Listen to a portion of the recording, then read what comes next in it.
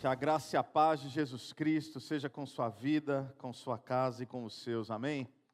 Nós chegamos ao final da série 10 Palavras, uma série que eu, sinceramente, tenho ouvido coisas muito preciosas e eu oro verdadeiramente para que essa série tenha sido uma bênção na sua vida e que possa trazer ainda mais reflexões e transformações para o seu coração. Eu quero convidar você a abrir a sua Bíblia no livro de Êxodo, capítulo 20. Êxodo, capítulo 20, versículo 17. 11ª mensagem dessa série, 10º mandamento. Não cobice, não cobice, esse é o tema de hoje. Êxodo, capítulo 20, versículo 17. Nós vamos ler o texto e eu quero te convidar a orar uma vez mais, para que possamos então nos debruçar sobre aquilo que Deus quer dizer aos nossos corações. A palavra de Deus diz assim: não cobiçarás a casa do teu próximo, não cobiçarás a mulher do teu próximo, nem seus servos ou servas, nem seu boi ou jumento, nem coisa alguma que lhe pertença. Vamos orar? Deus, nós te pedimos que, de modo muito especial, uma vez mais, o Senhor fale conosco, o Senhor continue ministrando as nossas vidas, e eu digo continue, porque já o fez, através desse tempo tão precioso de adoração, onde nós entregamos a Ti a nossa adoração, o nosso louvor, mas enquanto o fazemos, somos também ministrados pela Sua presença. E que agora, pela Tua palavra, pela exposição das Sagradas Escrituras, o Senhor gere em nós aquilo que somente o Senhor, pelo Teu Espírito, é capaz de fazê-lo. Que a despeito das minhas limitações humanas, que no máximo pode tentar articular e explicar o que diz o texto, que para além de mim, a Tua verdade possa ecoar, transbordar em nós, através de nós. Assim oramos no nome de Jesus. Amém. Amém. Não cobice. O apóstolo Paulo, na carta aos Filipenses, nos fala algumas palavras que fazem todo sentido se pensadas à luz desse contexto do livro de Êxodo. E quais são essas palavras? Filipenses 4, versículos 10 a 13, eu estou certo de que vários de vocês vão reconhecer esse texto. Ele diz: alegro-me grandemente no Senhor, porque finalmente vocês renovaram o seu interesse por mim. De fato vocês já se interessavam, mas não tinham oportunidade para demonstrá-lo. Não estou dizendo isso porque esteja necessitado, pois aprendi o segredo, a adaptar-me em toda e qualquer circunstância. Sei o que é passar necessidade, sei o que é ter fartura. Aprendi o segredo de viver contente em toda e qualquer situação, seja bem alimentado, seja com fome, tendo muito ou passando necessidade, tudo posso naquele que me fortalece. O que o apóstolo Paulo está dizendo aqui na carta aos Filipenses capítulo 4, e você vai ver como isso se relaciona com o Êxodo capítulo 20, é uma declaração absolutamente surpreendente. Eu sei, talvez nós já estejamos habituados, nós que caminhamos na jornada do Evangelho há algum tempo, a ouvir esse texto: tudo posso naquele que me fortalece, posso passar alegria, posso passar tristeza, dificuldade, carência, abundância, mas o que o apóstolo Paulo está dizendo é que ele aprendeu o que o reverendo Tim Keller chamaria de profundo equilíbrio diante de qualquer coisa.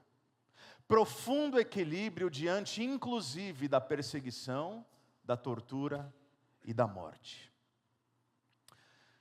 Como pastor, como ser humano, mas como alguém que lida com gente todos os dias, todas as semanas por vários anos, eu tenho ficado um tanto assustado com a quantidade de energia e recursos que pessoas hoje em dia gastam para tentar trazer alguma coisa que lhes traga o mínimo de paz. O mínimo. Sanidade mental ou saúde mental nunca foi uma pauta tão importante quanto ela é nos dias de hoje. E sim, ela é importante. Alguns vão chamar isso de terapia, e por favor, se você precisa, faça terapia. Alguns desfrutam de realidades muito positivas, não apenas da terapia, formalmente falando, mas de processos, ambientes, relacionamentos e movimentos terapêuticos. Agora, todo o tempo, toda a energia, todo o dinheiro investido por essas pessoas é para encontrar uma coisa e uma coisa apenas. Coisa essa que o apóstolo Paulo diz que encontrou. Preste atenção nessa afirmação. O que o mundo busca, o que o nosso tempo busca, o que a nossa geração busca incessantemente, sentido, propósito, paz de espírito, algo que os impulsione para uma vida verdadeiramente digna de ser vivida. O apóstolo Paulo está dizendo aqui que ele encontrou. Nós lutamos com isso, nós lutamos todos os dias e lutamos com o quê? Lutamos pelo quê? Lutamos por quê? Quem sabe lutamos porque somos estressados pelas nossas contas e compromissos financeiros. Lutamos com relacionamentos rompidos. Lutamos com as nossas carreiras. Nós literalmente estamos adoecendo. A nossa geração está adoecendo. Porque muitos de nós não aguentam mais lidar com seus chefes, com seus colaboradores, com seus colegas de trabalho, com seus pais, com seus filhos, com seus cônjuges, com a nossa rotina. São problemas do dia a dia e todos vocês, de alguma forma, e eu também me identifico, nós nos identificamos com essa realidade. E aí o apóstolo Paulo ele vem e diz: eu estou enfrentando todo tipo de perseguição, todo tipo de aprisionamento, todo tipo de tortura, todo tipo de apedrejamento, todo tipo de naufrágio, todo tipo de má compreensão. Eu estou lidando com a morte todos os dias. E sabe de uma coisa? Eu estou em paz. Eu aprendi o segredo. Eu entendi. O que isso significa? Significa então, pastor, que a fé cristã promete esse tipo de vida? Significa que a fé cristã promete propósito, sentido e paz de espírito? Significa que eu posso experimentar esse contentamento a partir da minha fé em Jesus? Significa que a igreja de Jesus oferece esse tipo de coisa? E eu sei, se eu disser que sim, muitos já dirão, isso é maravilhoso, mas é além, não é apenas que a fé cristã oferece esse tipo de coisa, a fé cristã ordena esse tipo de coisa. O 10º mandamento é não cobice. Sabe o que esse 10º mandamento está dizendo? Logo de cara, e a gente vai refletir sobre as implicações, mas o que ele está dizendo é: ame a Deus de tal maneira que em toda e qualquer situação e circunstância, sua plena satisfação seja encontrada nele. É isso. Eu não preciso mais viver pelas minhas cobiças. Eu não preciso mais desejar o que eu não tenho e que o outro tem. Eu não preciso desejar a casa do outro, o carro do outro, o cônjuge do outro, o trabalho do outro, o dinheiro do outro. Por quê? Porque eu encontrei o segredo que Paulo encontrou. Mais do que isso, eu fui encontrado. A minha vida não está em busca de sentido, eu não sou mais alguém sedento, eu não sou mais alguém faminto, eu não sou mais alguém que incessantemente está em busca de algo que eu nem sei o que é. Porque quando conquisto, percebo que aquilo não me satisfaz. E quando experimento, percebo que aquilo se vai pelos meus dedos. Não cobiçar é compreender, quem sabe, o salmo mais conhecido das Escrituras. O Senhor é meu pastor. E por um equívoco de interpretação, a gente entendeu esse versículo errado. Porque a gente diz, o Senhor é meu pastor e nada me faltará, como se a satisfação estivesse no tempo futuro. A verdade do texto é, porque o Senhor é meu pastor, de nada tenho falta. Porque o Senhor é meu pastor, Ele me basta. Porque o Senhor é meu pastor, a sua presença me alimenta. Porque o Senhor é meu pastor, se eu tenho a Ele, eu tenho tudo. Nossos amigos do Projeto Sola estão cantando sobre isso à luz do Salmo 23. Se o Senhor é o meu pastor, aquilo que eu não tenho, eu não preciso. Como é que nós lidamos então com os desejos humanos legítimos? Porque, perceba, não desejar e não cobiçar são coisas distintas. É importante que nós conceituemos aqui. Desejo não é necessariamente o mesmo que cobiça. Não é pecado desejar, meu irmão e minha irmã. Não é pecado sonhar. Não é pecado planejar.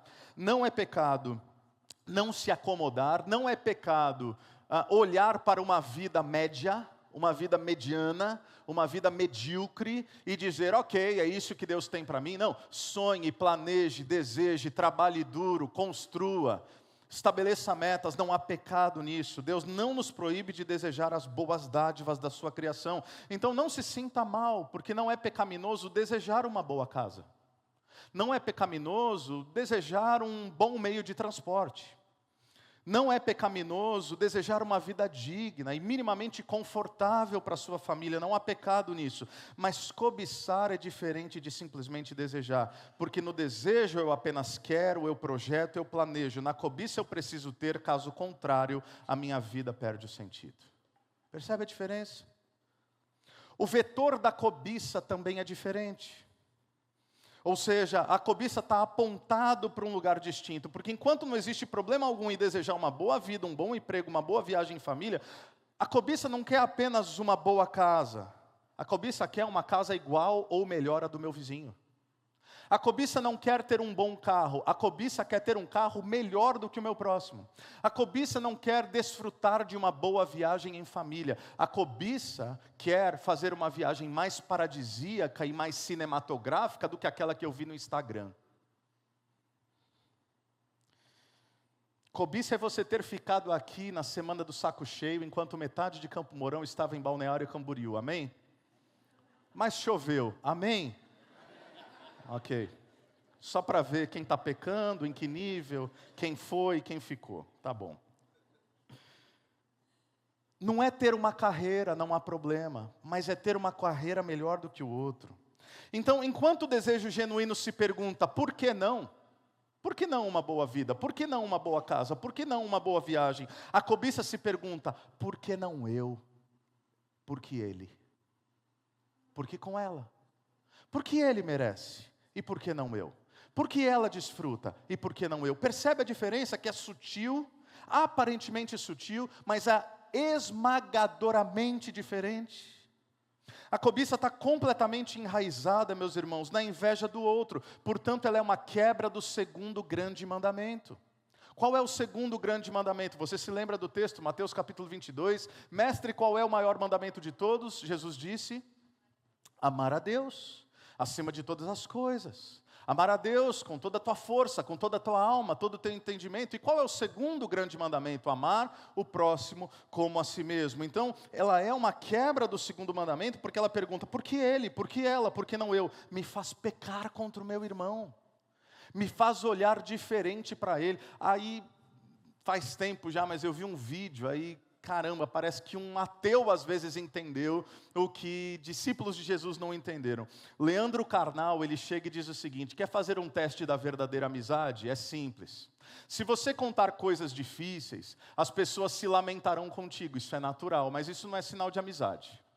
Porque lamentar quando alguém está mal, ter pena, não é necessariamente sinal de amizade. Você pode ser compelido a ter pena de alguém que você sequer conhece. Então fala, pô, como é que está a sua vida? Está muito difícil, está complicado, perdi emprego, bati o carro. A pessoa, nossa, que dó. Isso é amigo? Não necessariamente. Mas o grande teste é, quando perguntarem como é que você está, você diga, não poderia estar melhor. Casamento está maravilhoso, meus filhos só me dão um orgulho, comprei uma casa nova, estou trocando de carro, fui promovido, recebi bonificação. E olhe ao redor da sala. Aquele que fizer careta e dizer, está se achando, hein? Eis aquele que não se alegra com você, portanto não é o seu amigo. É simples. Porque o pecado da cobiça é isso. O pecado da cobiça nos impede de nos alegrarmos com as alegrias do nosso próximo. É uma afronta ao segundo mandamento, mas pior ainda, como se isso já não fosse ruim o suficiente, olhar com inveja para o meu irmão, no senso da insatisfação para com Deus, é onde também está estabelecida a cobiça, ou seja, é também uma quebra do primeiro grande mandamento. Porque o cobiçoso, o invejoso, o inquieto, é aquele que pode até não verbalizar, mas no fundo ele sente, Deus já me deu o suficiente, mas eu quero mais. Deus já me deu tudo o que eu preciso, mas eu não me dou por satisfeito. Me faz questionar a bondade de Deus. Afinal, se Deus é verdadeiramente bom e totalmente amoroso, por que Ele não me concede as coisas que eu desejo. Percebe como o pecado da cobiça aponta para vários vetores, só não aponta para si. Afronta a sacralidade de Deus, inveja o meu próximo. Não é essa a história de Adão e Eva, e você já percebeu ao longo dessa série dos 10 mandamentos, nós falamos de Êxodo e sempre voltamos para Gênesis, porque está tudo lá. Onde é que Adão e Eva viviam, meus irmãos? No paraíso. Acho que não preciso explicar e definir amplamente o significado da palavra paraíso. Paraíso é perfeição. Eles desfrutavam de um relacionamento pleno com Deus. Deus se manifestava diante deles e falava com eles como quem fala com amigos. Eles tinham todos os frutos de todas as árvores daquele maravilhoso jardim. E ainda assim, por causa de um fruto, eles poderiam ter tudo, por causa de um fruto, eles escolheram o seu próprio caminho e escolheram permitir que o pecado invadisse a humanidade. Sabe o que isso nos mostra? Isso nos mostra que nós podemos viver literalmente em paraísos, com tudo ao nosso redor, muito mais do que poderíamos sonhar ou imaginar a depender das circunstâncias das nossas vidas. Mas se tivermos os corações desajustados, nem mesmo tudo nos será suficiente. Para o coração humano desregulado, nem tudo é suficiente. Você percebe, quando eu li o texto aqui em Êxodo 20, versículo 17, existem 7 elementos destacados.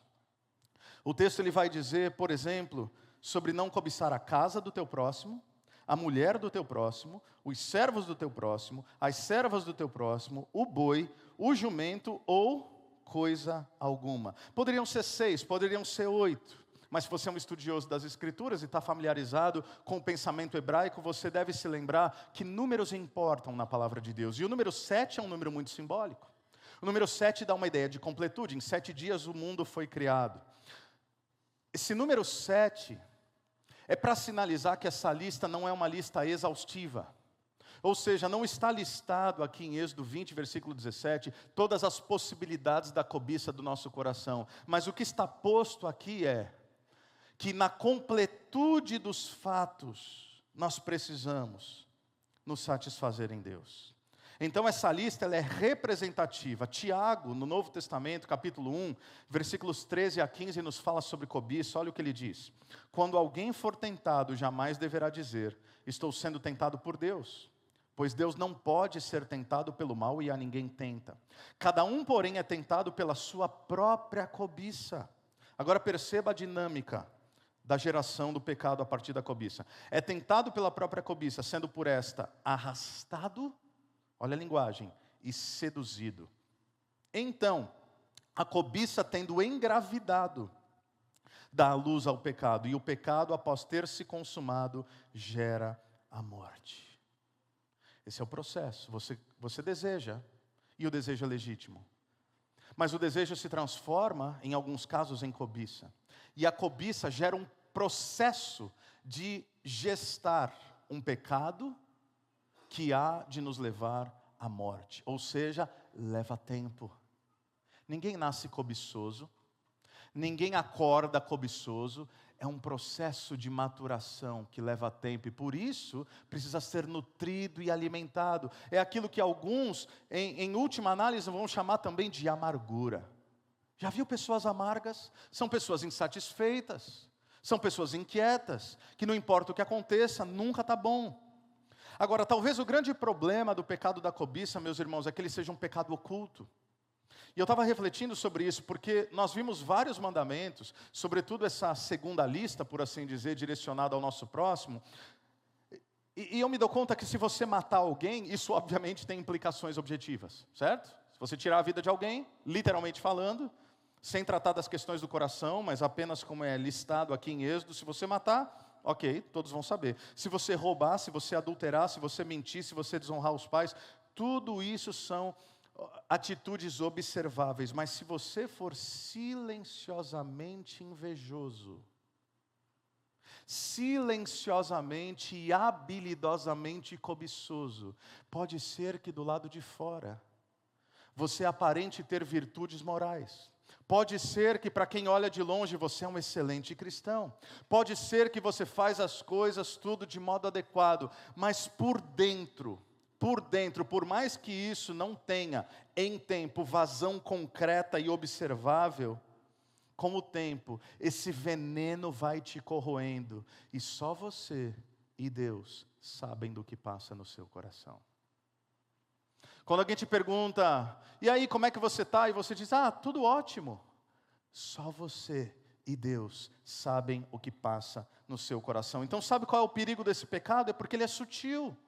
Porque pequenas doses desse veneno vão nos matando aos poucos. E você às vezes está adoecendo. Você já conheceu pessoas assim, adoecidas, amargas, inquietas, insatisfeitas, cheias de lamento, cheias de insatisfação. Meus irmãos, definitivamente esse mandamento, quem sabe mais do que a todos os outros, nos chama a uma avaliação não apenas dos nossos comportamentos, mas sobretudo do nosso coração. É claro que eu poderia dar exemplos múltiplos de como cobiçar, mas eu vou me ater aqui basicamente a 4 realidades e depois aplicar algumas coisas aos nossos corações. No livro Os 10 Mandamentos, o Kevin DeYoung, ele declara que você pode estar cobiçando, presta atenção, caso você tenha ferido a outros, a fim de satisfazer os seus interesses. Quando você passa por cima de pessoas para obter coisas, você pode ser acusado do pecado da cobiça quando você assim o fizer. Em segundo lugar, ele diz, você pode estar cobiçando caso esteja preocupado apenas em ganhar e acumular cada vez mais. Trabalhar duro, conquistar, acumular riquezas, ok, pode ser legítimo, mas se a sua única preocupação, se a razão pela qual você acorda, a razão pela qual você não consegue dormir à noite é apenas pensando nisso, pode ser que você esteja cobiçando. Em terceiro lugar, você pode estar cobiçando caso não esteja disposto a abrir mão do que já tem. Você morre de medo.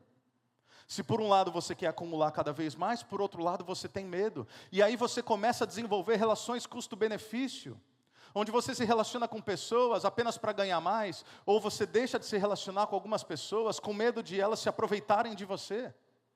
Relações descartáveis. Em quarto lugar, você pode estar cobiçando caso esteja resmungando com frequência acerca da sua casa, do seu cônjuge, da qualidade ou quantidade dos seus bens e da sua vida no geral. São apenas 4 possibilidades e 4 exemplos para a nossa reflexão. Mas, quando a gente ouve isso, quem sabe o que nós nos perguntamos é, ok, o problema está posto.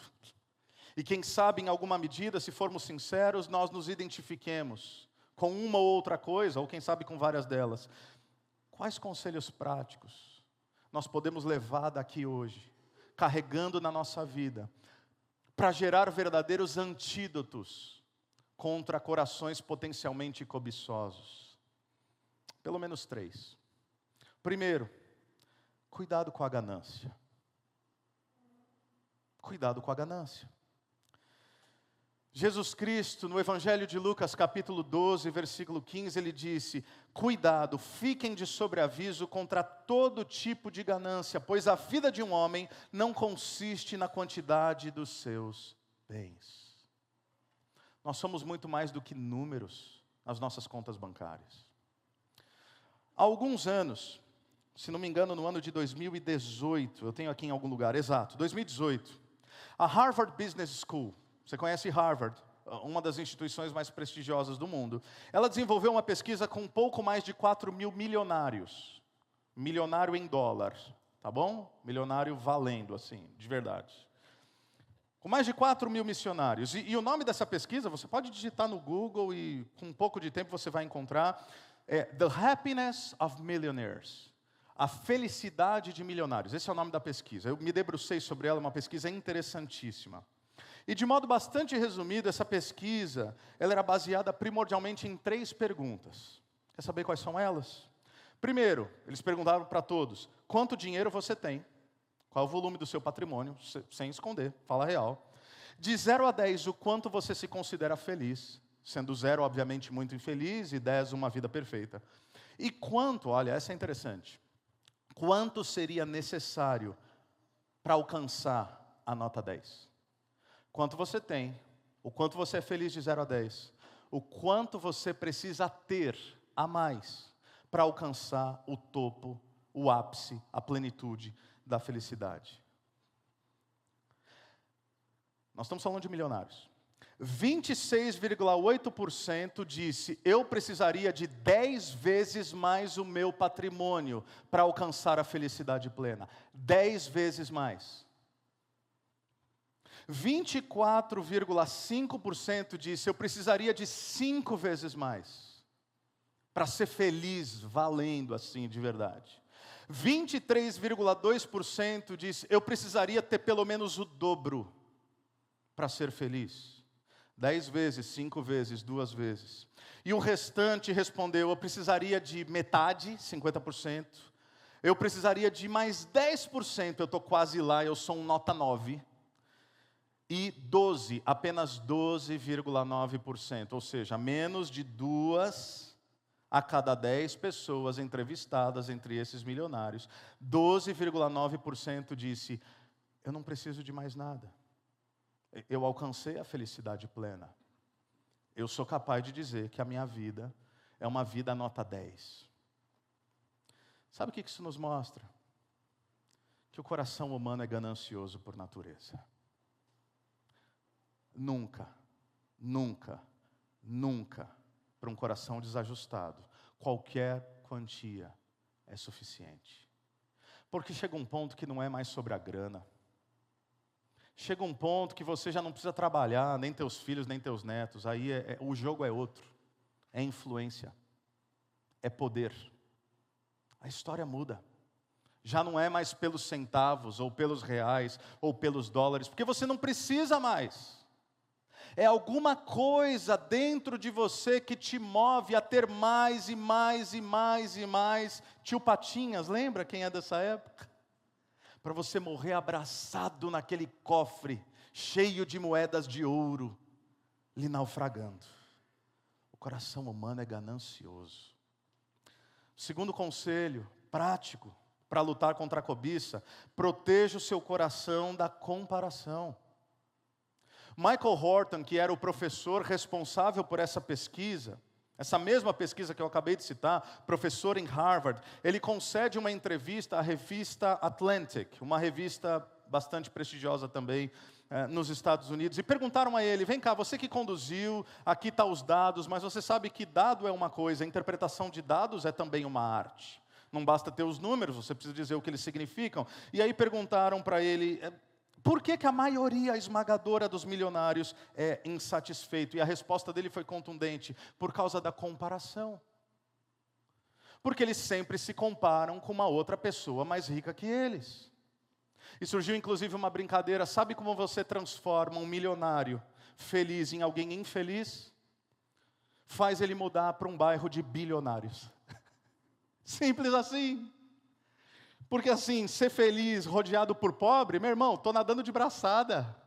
Agora, ser feliz do lado de assim, Elon Musk, Bill Gates, aí o cara vai dizer, né, eu não sou rico assim também, né? Rico é Elon Musk, pô, o foguete dele dá ré.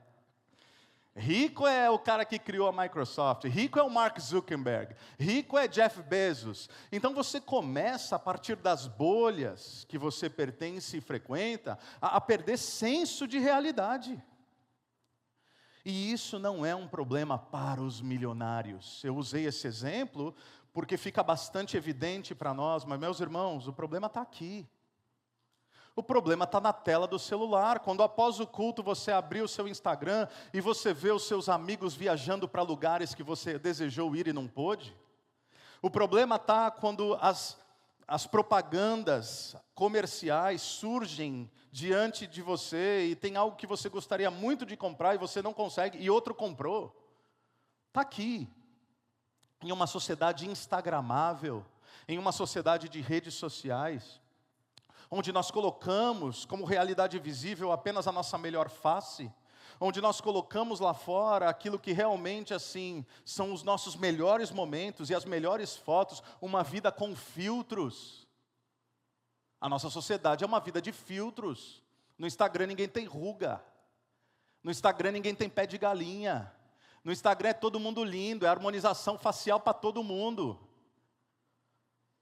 E aí, a sabedoria de Provérbios mais especificamente Provérbios capítulo 14, versículo 30, nos ajuda, quando ela diz: o coração em paz dá vida ao corpo, mas a inveja apodrece os ossos. Olha que expressão contundente. O coração em paz dá vida ao corpo, mas a inveja apodrece os ossos. Repito, em uma sociedade instagramável, esse é um desafio cada vez maior para todos nós. Você quer matar algo lindo que Deus está fazendo? Quer saber o segredo? Quer matar a felicidade? Quer matar a satisfação? Quer matar um bom emprego? Quer matar um bom casamento? Quer matar boas relações de vida? Quer matar tudo isso? É simples, rápido e objetivo. Compare com outro. Porque a grama do vizinho sempre é mais verde. Satisfaça-se com as boas dádivas de Deus sobre a sua vida. Porque Ele é bom. Porque a sua bondade dura para sempre. E meus irmãos, e uma atitude que sempre vem de mãos dadas com a comparação é a reclamação. Já viu gente reclamona? Gente que suga, gente que drena, gente que é chata. Meu Deus, como tem gente chata no mundo. Façam terapia em nome de Jesus. Poupe a sociedade da sua chatice. Gente que você não pode dar um bom dia, que já vem a lamúria, assim, um negócio, aí você fala: meu Deus, por que eu perguntei se estava bem? Você já se arrepende no meio do caminho. Agora, não é uma expressão qualquer que eu vou usar. Murmuração adoece, você sabia disso? Cientificamente falando, murmuração adoece. Só para você ter uma ideia do que eu estou falando. Como a reclamação afeta o cérebro, tá? A reclamação é um vício, primeiro ponto. A queixa, ela libera dopamina, que é um neurotransmissor ligado ao prazer. Então, essa recompensa momentânea pode criar um ciclo vicioso. Você fica viciado em reclamar da vida. O infeliz não consegue dizer mais na vida, dizendo assim: como é que você está? Estou bem. Não, ele tem que falar: tá correria, né? Ele tem que lamentar: sabe como é que é, na batalha, na dificuldade. Em nome de Jesus, seja grato um dia na sua vida. Um amigo nosso escreveu um livro, Davi Lago, ele escreveu o livro Um Dia Sem Reclamar. Tem gente que não consegue passar 24 horas sem reclamar da vida. Faça o teste. Não apenas isso, esse vício em reclamação, mas quando você reclama, isso aumenta o cortisol do seu corpo. Sabe por quê? Porque a reclamação eleva os níveis de cortisol, que é o hormônio do estresse. E nível elevado de cortisol enfraquece o sistema imunológico. Você fica fraco, você fica inflamado, você fica doente. Eu estou falando de como a nossa mente, como o nosso estado de espírito é capaz de somatizar, ou como é capaz de adoecer o nosso corpo. Redução, isso aqui eu fiquei assustado, redução do hipocampo. Sabe o que é o hipocampo? É a parte no cérebro responsável, por exemplo, por memória. O bicho fica esquecido, a pessoa não lembra mais nada. Por quê? Porque a vida dela é reclamar, aquilo está trabalhando a neuroplasticidade do cérebro dela, o cérebro está encolhendo. É isso mesmo, tem gente que você conversa, você vê que é um cérebrozinho assim, de um tamanho de uma azeitona. 15 a 30 minutos por dia, 15 a 30 minutos por dia de reclamação, falando ou ouvindo, pode reduzir o seu hipocampo. Então, segundo ponto, em nome de Jesus, proteja o seu coração da comparação. Em terceiro lugar, pratique a generosidade. Não quer ser alguém cobiçoso? Não permita que esses desejos insaciáveis dominem sua mente e seu coração. E qual é o melhor antídoto? O apóstolo Paulo vai dizer lá em Atos capítulo 20, versículo 35, citando Jesus Cristo, ele diz: em tudo o que fiz, meus irmãos, mostrei-lhes que mediante trabalho árduo, devemos ajudar os fracos. Lembrando as palavras do próprio Senhor Jesus, que disse: há maior felicidade em dar do que receber. Se você tem dúvida disso, se você acha que isso é papo de pastor, assim, para tomar teu dinheiro, então eu vou provar para você que fica claro. Está chegando quase o Natal, certo? Por que o Natal é essa época do ano, onde todo mundo está mais propenso a pedir perdão, e a marca simbólica do Natal é dar presentes, é encher a árvore de Natal, é ver os filhos e filhas ao redor da mesa, e isso nos causa um profundo prazer. Sabe por quê? Porque nós fomos criados para isso. Nós não fomos criados para reter, nós fomos criados para abençoar. Nós fomos criados para exercer generosidade. Nós não fomos criados para desfrutar do acúmulo sozinhos. Nós fomos criados para poder desfrutar das boas dádivas de Deus com gente que a gente ama. Então pratique a generosidade. De que vale uma mansão se você mora sozinho nela? De que vale um carro de 7 lugares se você não tem ninguém para dar carona? De que vale uma mesa para 12 pessoas se você almoça, janta e toma café sozinho todos os dias? A felicidade, para citar um livro e um filme, só é verdadeira quando compartilhada. Nas palavras de Jesus, há mais alegria em dar do que em receber. Meu filho Noah acabou de fazer 13 anos de idade. Ele agora está focado em ser um competidor de jiu-jitsu. Eu tenho vários irmãos de tatame aqui, inclusive meu professor. O que eu dei de presente para ele? Porque ele já tem, 7 camisas do Palmeiras. Então acho que esse ciclo pode ter uma pausa. Eu dei um kimono original, Gracie Barra, o brilho nos olhos dele. Quem é pai, quem é mãe aqui? Quanto você daria para ver um brilho nos olhos dos seus filhos mais uma vez? Você daria tudo. Porque é nesse momento em que você abre a mão, em que você doa, em que você exerce a generosidade, é que você percebe, eu fui criado para isso. Eu fui criado não para reter prazer para mim mesmo, eu fui criado para partilhar as bondades de Deus com aqueles que estão ao meu redor. Então eu sei, talvez em um primeiro momento pode soar estranho, como que uma lista de 10 mandamentos começa de modo tão sublime como não terás outros deuses além de mim, e termina como não cobice o jumento do seu próximo. Estranho, mas não.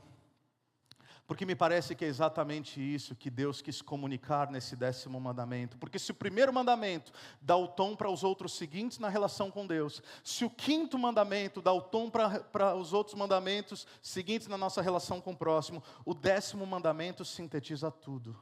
Por quê? Porque os 10 mandamentos encerram da seguinte maneira, nos lembrando que não é apenas sobre as nossas atitudes visíveis, não é apenas sobre os nossos comportamentos moralmente aceitáveis.